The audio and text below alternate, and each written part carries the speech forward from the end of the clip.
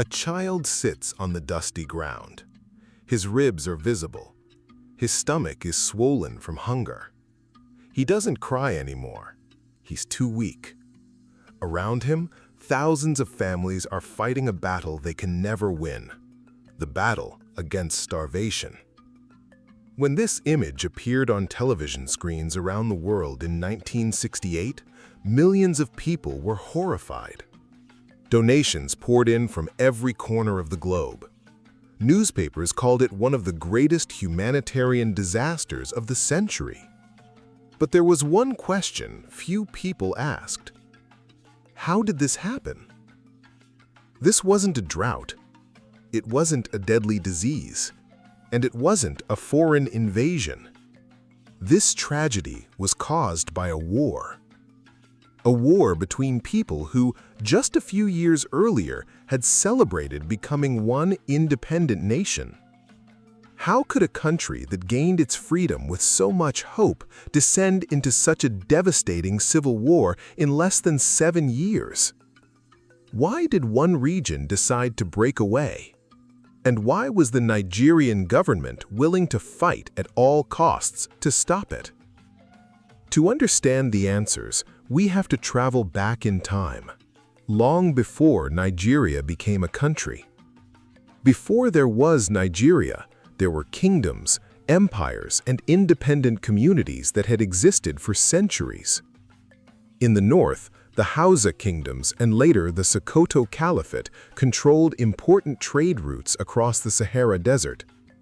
In the west, powerful Yoruba kingdoms like Oyo built organized governments, impressive cities, and thriving markets. In the southeast, the Igbo lived in hundreds of self-governing communities. Many villages made decisions together through councils of elders instead of being ruled by a single king. Although these societies traded with one another from time to time, they spoke different languages, practiced different traditions, and governed themselves in different ways. Then, in the late 1800s, European powers began dividing Africa among themselves during the scramble for Africa. Britain gradually took control of the territory that would become Nigeria. But ruling such a vast area was expensive. So, in 1914, the British made a decision that would shape the future of millions of people. Without asking the people who lived there, they merged the northern and southern protectorates into one colony. They called it Nigeria. On paper, it looked like a single country. In reality, it was home to hundreds of ethnic groups with different histories, cultures, religions, and political systems. For decades, Britain governed this complex colony under colonial rule. But beneath the surface, old differences remained. When Nigeria finally gained independence on October 1, 1960, the entire country celebrated. There was music in the streets, people danced, flags were raised. Many believed Nigeria was about to become one of Africa's greatest success stories. It had a large population, fertile land, valuable natural resources, and some of the continent's brightest minds. The future looked incredibly promising. But while ordinary Nigerians celebrated, dangerous political tensions were already growing behind closed doors. And within just a few years, one decision would push the country to the edge of collapse. That decision would change Nigeria forever. When Nigeria became independent in 1960, people believed they were witnessing the birth of a new African giant. The country had a large population, rich farmland, growing cities, and enormous natural resources. Many believed Nigeria would become one of Africa's greatest success stories. But beneath the celebrations, deep political divisions were already beginning to surface.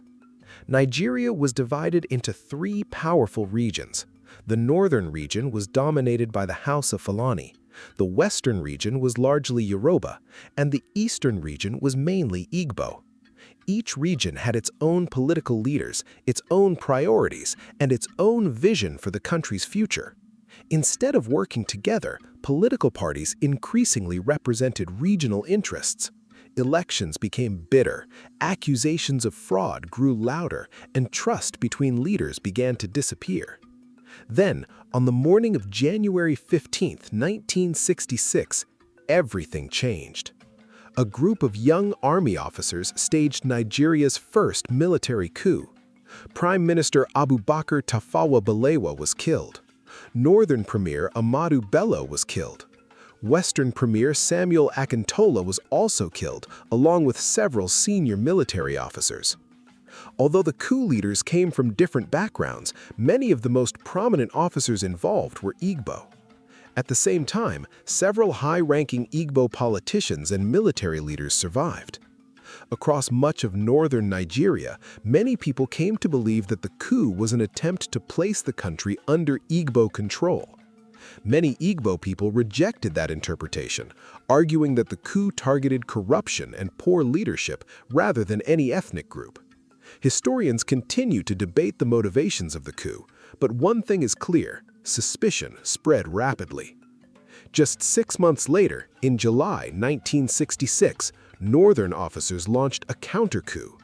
General Johnson Aguiyi Ironsi, Nigeria's first military head of state, was killed. The violence didn't stop inside the army. Across parts of northern Nigeria, many Igbo civilians became targets of brutal attacks. Homes and businesses were destroyed. Thousands were killed, while hundreds of thousands fled, carrying only what they could hold, returning to the eastern region in fear. For many families, Nigeria no longer felt like home. As train stations filled with frightened refugees and stories of violence spread across the country, one question became impossible to ignore. If the government could not protect its own citizens, could Nigeria still survive as one nation? As hundreds of thousands of frightened Igbo families arrived in eastern Nigeria, they brought with them heartbreaking stories of violence, loss, and fear. Many believed they could no longer live safely in other parts of the country. The military governor of the eastern region, Lieutenant Colonel Chukwuemeka Odumegwu Ojukwu, faced an impossible decision. Should the eastern region remain part of Nigeria and hope peace could be restored, or should it choose a different path? In January 1967, Nigeria's military leaders met in Aburi, Ghana, hoping to find a peaceful solution. The meeting ended with an agreement that many believed could prevent war by giving the regions more autonomy. For a brief moment, there was hope. But when the leaders returned home, they disagreed over how the agreement should be interpreted. Trust, which had already been badly damaged, collapsed completely. Then, another event raised the stakes even higher. In May 1967, the Nigerian federal government announced the creation of 12 new states, replacing the old regional structure. Many people in the eastern region believed this would weaken their political influence and place valuable oil-producing areas under federal control. Just days later, on May 30, 1967, Ojukwu made a historic announcement. The eastern region would no longer be part of Nigeria. It would become an independent country called the Republic of Biafra. For many people in Biafra, independence was seen as the only way to guarantee their safety after months of violence and mistrust. But the Nigerian federal government saw the situation very differently. Allowing one region to leave could encourage others to do the same, threatening the future of the entire country. The government also insisted that Nigeria's unity had to be preserved. Negotiations failed. Tensions reached their breaking point. Then, on July 6, 1967, Nigerian federal troops crossed into Biafra. The Nigerian Civil War had begun. At first, many people believed the fighting would end within weeks. They were wrong. The war would last nearly 3 years.